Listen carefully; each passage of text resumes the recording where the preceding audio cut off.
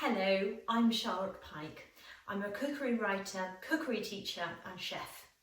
I'd like to show you how to make a potato and sweet corn chowder. A chowder is a very simple soup and it's wonderfully thick and creamy because it has potatoes in. I'm also going to add sweet corn to this. You'll sometimes find chowder contains fish, often smoked fish or seafood.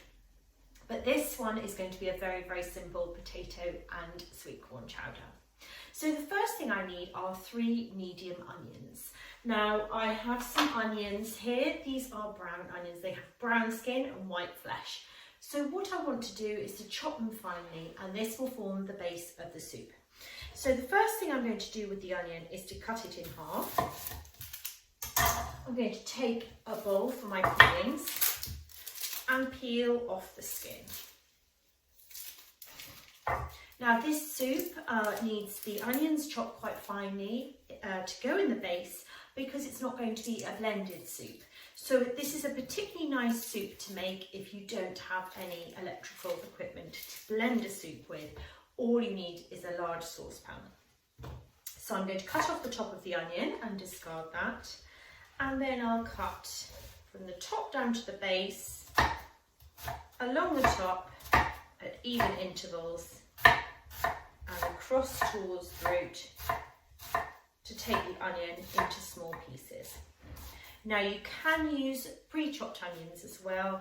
You can often find them frozen and they're a good shortcut, particularly if chopping is difficult. So I'll just chop the second half.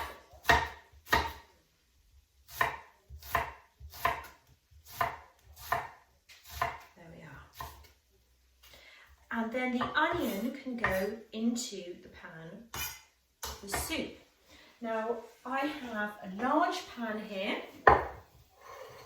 and in the pan I have 30 grams or 2 tablespoons of oil. So use whichever you prefer. Butter is often used, but if you don't have it or you're avoiding dairy, you can either use a dairy-free spread or oil. That could be a sunflower oil or it could be a vegetable oil, or even a coconut oil will work. So whatever you have. I'm using butter today.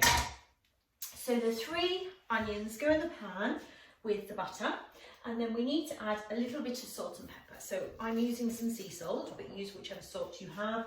A pinch of salt and some pepper if you like it as well.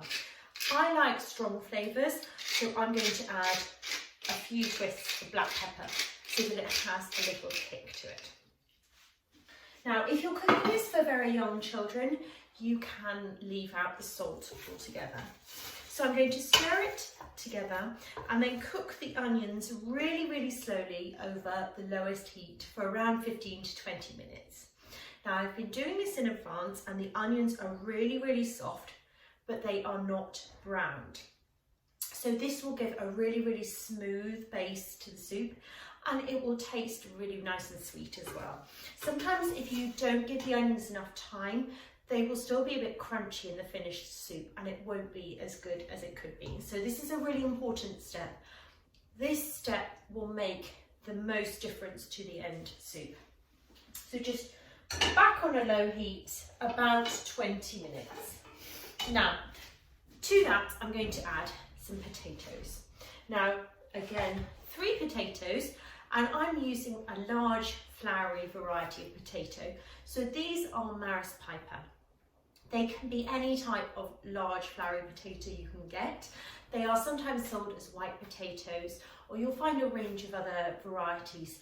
But what's really important is that they are not small salad potatoes or waxy potatoes, because the texture will not be right in the soup. So these potatoes need to be cut into even small cubes. And again, this soup is not going to be blended. So these pieces of potato will cook down and they will slightly thicken the soup. So I've cut up 2 already.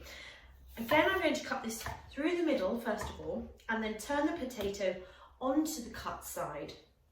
What I'm then going to do is to cut at even intervals, line up the slices and cut it into cubes. And it works really well to make sure that you give yourself a flat edge before you start that you can put straight onto the board, and it will stabilise the potato rather than it rolling around as you try and cut it. Now I'm using a large chef's knife. Use whichever knife you have. I'm going to cut these into slightly smaller pieces. This half was quite big, and then into cubes. There we are. So these potato cubes can go in with the onions once the onions have had 20 minutes cooking, and I will do that now. Next, you can add some sweet corn. So you want around 300 grams, which is roughly a large can of sweet corn. You can also use frozen sweet corn or fresh if you have it. Make sure when you open the can that you drain out any liquid. We don't want to be using that. So I will open the can, lid a little bit, and then pour any excess liquid down the sink, leaving you with the sweet corn kernels to go into the soup like so. I will give that a stir now, and then we can add our liquid. Now I've got some stock here. This you can use vegetable stock or chicken stock made up from a stock cube, so whatever suits your dietary requirements. Again, if you're cooking this for young children, you can buy low salt cubes, so you might wish to consider that as an option.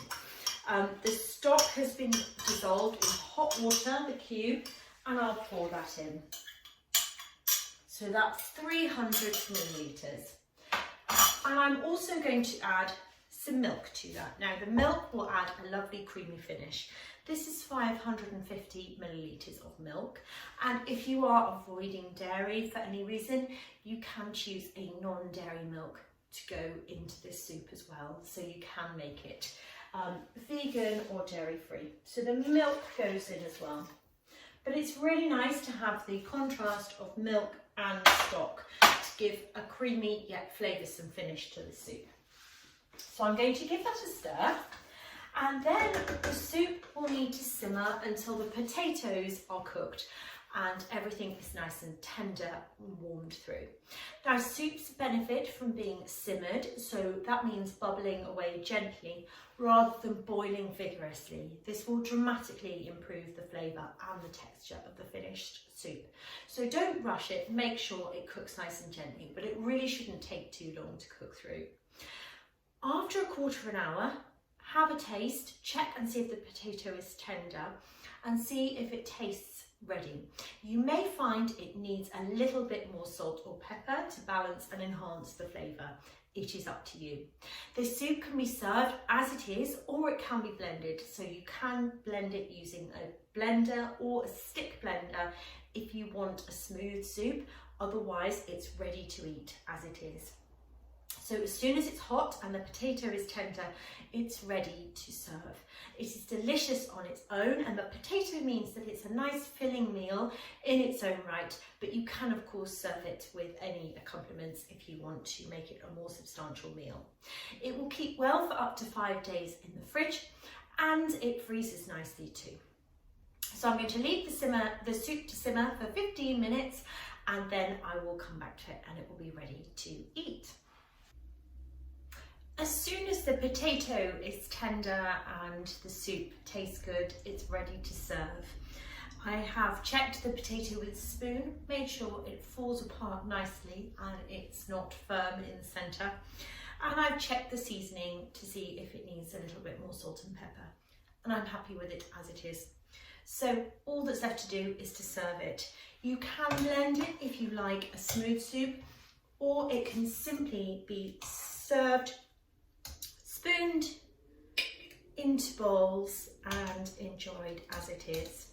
If you wanted to add a little bit of an extra garnish or flavour to the soup, then you could always add some parsley or some fresh herbs on top. If you like meat, you could always add some cold roast chicken, for example, into the soup to warm up towards the end, or maybe a bit of fried bacon on top.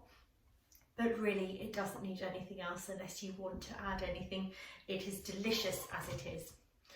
Thanks for watching.